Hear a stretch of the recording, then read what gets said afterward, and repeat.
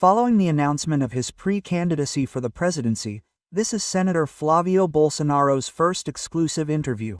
The question arises, you said there would be a price to pay for withdrawing your candidacy. What is that price? My price is justice. My price is justice. And it's not just justice for me, it's justice for almost 60 million Brazilians who have been kidnapped, who are currently held captive along with President Jair Bolsonaro. So, obviously, there's no turning back. My pre-candidacy for the presidency is very conscious. It's to represent a large part of the Brazilian population that no longer accepts this amount of abuse of power.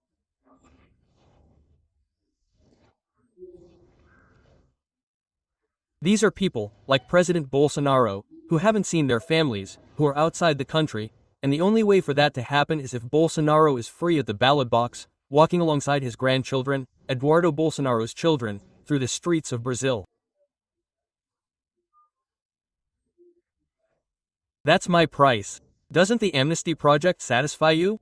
Besides amnesty, you have to have Bolsonaro at the ballot box. Brazil is no longer a full democracy, okay? There are large steps towards what happened in other authoritarian countries, like Venezuela, where political opponents of the ruling government are disqualified for anti-democratic acts, imprisoned, or murdered. So I have to thank God that my father is still alive, because there are families of those persecuted in January who don't even have that anymore. Their loved one has already died, as is the case with Clesau, and we can't continue with our arms crossed, as if we were going, like a cow going to a slaughterhouse without being able to do anything. With your pre-candidacy, you are returning to political negotiation more intensely. How do you intend to unite the right wing around your project? Is there a possibility of you giving up your candidacy to be part of another ticket? How is the negotiation going? It just started, but how do you intend to conduct this negotiation? Flavio Bolsonaro's name as a pre-candidate for the presidency of Brazil is in place and won't go away. So now is the time for us to see who wants to join us in this project against the PT, Workers' Party, because we all know that Brazil can't take another 4 years of PT government with so much corruption and incompetence. And we will put on the table, with great transparency, with whoever wants to walk with us, projects that will focus on toughening criminal law and reducing the age of criminal responsibility. We can't accept this anymore. Minors putting guns to women's heads to steal their purses in the middle of the street. And if that minor doesn't like the woman's face, he shoots her and goes home as if nothing happened, certain that he won't be arrested. So it will be a very simple project.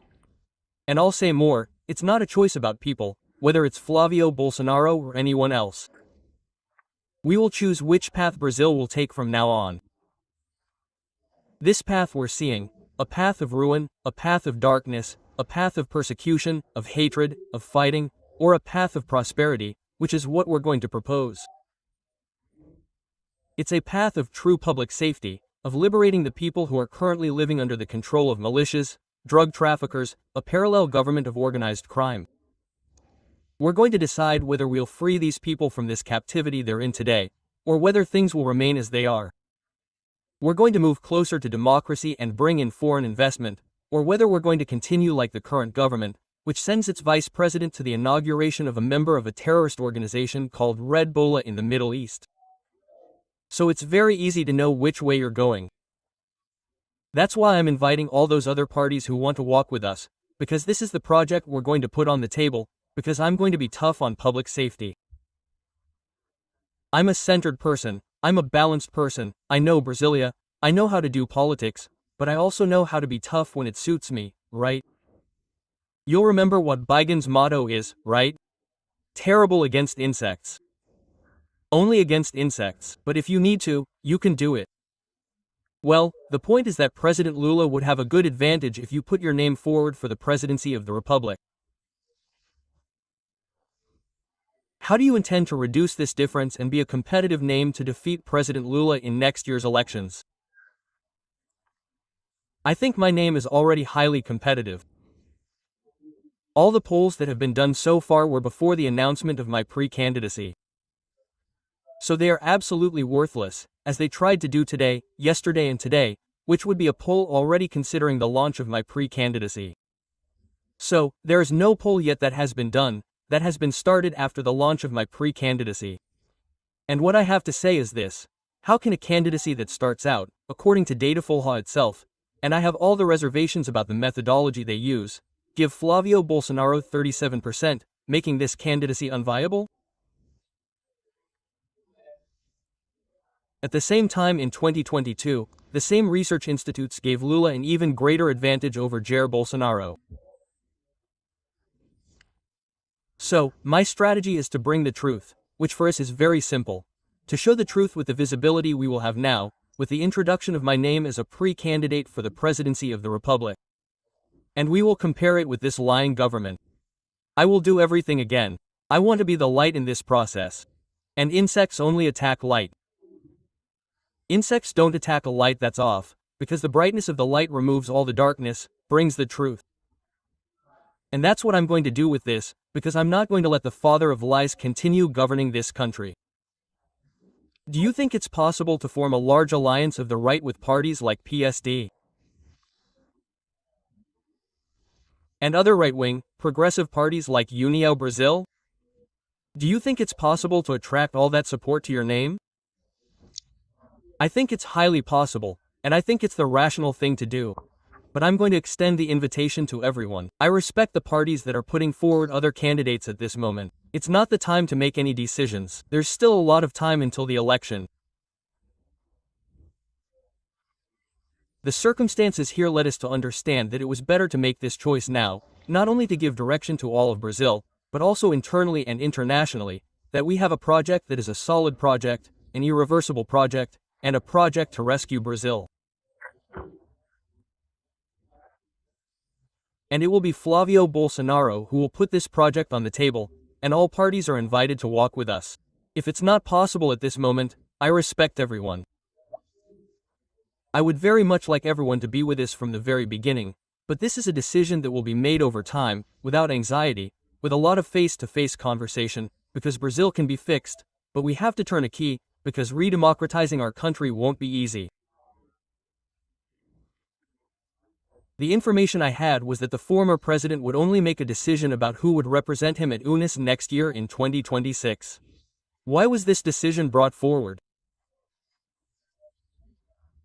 I think, in fact, he had already made this decision some time ago in several previous conversations, while he was at home, including when he was still in his office going to his office here at the place in Sao Paulo in Brasilia, and we had already been talking a lot about it. It was already a scenario that we knew could happen. So, this was the fourth time on Tuesday that he told me that I would be the candidate he indicated. So, I actually held back all this time because I kept saying, "Dad, you have to be convinced of what you're doing. Are you sure? Are you convinced?" Quote. And on Tuesday he said, "Be convinced, you have to be now." And the work I did, of course, was to talk to as many people as I could before this became public, because from the moment you have the first, second conversation, it's natural that someone talking to other people, not out of malice, ends up getting the press's knowledge and many people being caught by surprise, which I didn't want, but it was the way it had to be. So, at the right time, because from now on we do have a line, we have a direction, and I will always be very transparent, very direct, very objective about my project. Once again, I am a balanced Bolsonaro, I am a centered Bolsonaro, but I know how to be a tough Bolsonaro when I have to be. Your project for 2026 has always been heavily influenced by the federal Senate. Well, securing a majority in the federal Senate will continue to be a priority for me. The presidency is just the icing on the cake. The real cake is the representatives and senators. It's no use sitting in the presidential chair if you don't have the chamber and the Senate. So this election will be more important than ever, and we will insist on this. And I also think the parties need to start considering whether they initially want to walk with us or if they want to launch their own candidates. Because we're going to campaign, I'm going to campaign asking for votes for myself if I'm chosen by the party at the convention. That's a formality I have to fulfill. I can't say I'm a candidate. I'm a pre-candidate for the presidency. So, my campaign will be alongside our candidates for federal representative, state representative, and governors. We have more than 15 center-right governors who aren't necessarily in the PL party and who will be very important not only for our national project, but also for the local projects that we've started working on together from the beginning of the campaign. Tarcísio, Governor of São Paulo. What role will he play? It's perhaps one of the main roles in the 2026 elections, because São Paulo is the largest electoral college in Brazil. It's the state with the greatest importance in terms of GDP and in job creation. It's a powerhouse, right? São Paulo's budget is second only to the union's budget. And Tarcísio is a star. Tarcísio is the number 10 of this team, of this squad we have. And I'm very confident that we'll start winning that election in 26, starting in São Paulo, with Tarcísio on the campaign trail, with his wonderful approval rating, with his wonderful and well-evaluated work, and his qualified team. I have no doubt that we will start from an even greater difference in relation to the PT in the 2026 elections than in the 2022 elections. So, Tarcísio is a fundamental piece in this machine. I had contact with him. He was the first person I spoke to before I started telling other people what President Bolsonaro's decision had been. And with me, he was absolutely transparent, direct. You can count on him, we are together. I'm not going to keep asking Tarcísio to speak publicly, because he has already said many times that his objective is to run for re-election as governor of São Paulo. After this conversation, it was settled that the governor will run for re-election and you are the president of the republic. How was this conversation? Well, in my understanding, yes, that's what he has always said publicly and what he also told me privately. And he is aware of the importance of his role in these elections. And from the moment President Bolsonaro made this decision, and it wasn't a hasty decision, it was very well thought out, very carefully considered, as he always has, I am convinced that he will follow President Bolsonaro's intuition, which is the same intuition that led Tarcísio to become governor of São Paulo, a Flamengo fan from Rio de Janeiro who nobody believed had the profile to be governor. He not only got elected alongside Bolsonaro, but he's giving a masterclass on how to govern an important state in our nation. There's a power struggle within the Bolsonaro movement, both for himself and for the former First Lady, Michelle Bolsonaro. How was the conversation with her? Is she also happy to have another role in next year's election? Did she have aspirations to be the candidate? Well, first of all, there's no power struggle within the family, right? With Michelle, on the contrary, my relationship with her has always been wonderful. Perhaps the best relationship with my other children, my siblings. So, my relationship with Michelle has always been very transparent, very direct. We talk when we need to talk, and she also plays a fundamental role in the study. She simply founded, starting in 2019, the largest women's political movement in Brazil. Not surprisingly, she is the national president of PL Muller, Women's Liberal Party, where she carries President Bolsonaro's message, defending the same principles he publicly presented. And it was this movement that Bolsonaro initiated that awakened a right wing that was ashamed throughout Brazil.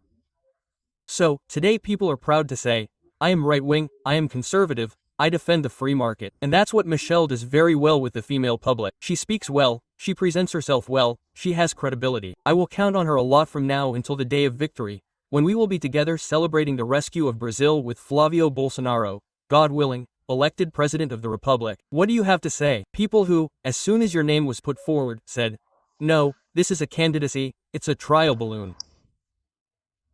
Look, I feel they are completely wrong, there's no way around it. I won't withdraw my name, except on the condition that we have justice, as I said here, not only for Bolsonaro, but for hundreds, thousands, millions of Brazilians who are suffering, anguished, hopeless, with that feeling of, who do we turn to, what do we do now? So, the launch of my name is to restore that shine, to warm the hearts of Brazilians again, so they can see that there's hope and that I'm putting myself out there and that there's no turning back. I will only stop on the day of victory, because God will open this sea for us, so we can sing the victory anthem on the other side and free Brazil from this captivity. Thank you, Senator, for the interview. Thank you.